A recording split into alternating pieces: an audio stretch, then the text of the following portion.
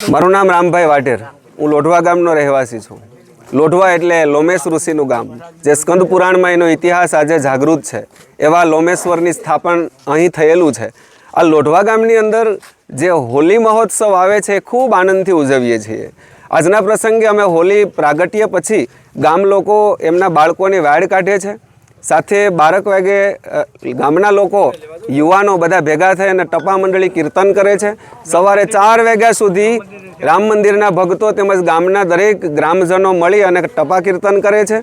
સાથે સવારે 4 વાગે કુંભ કાઢ્યા પહેલાં એની અંદરથી અંગારા કાઢી અને ખુલ્લા પગે એમની ઉપર નાચે છે, કૂદે છે, ચાલે છે, તેમ છતાં દાઝતા નથી। આટલા વર્ષોથી પરંપરા ચાલી આવી છે અને એ જ રીતિ રિવાજ પ્રમાણે આજે પણ આ ઉત્સવ ઉજવાય છે।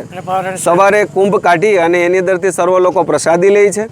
સવારની અંદર એક નાના બાળકને પ્રહલાદ બનાવી એમની ઉપર તે રાખ ચોપડી અને ગામને ઉંબરે ઉંબરે એમના પોખણા થાય છે। એમને ટાઢક કરાવવા માટે થઈ અને લોકો એને દહીં પાય છે અને પુરુષો છે એકબીજા હળી મળી અને એના ગીતડા ગાય છે।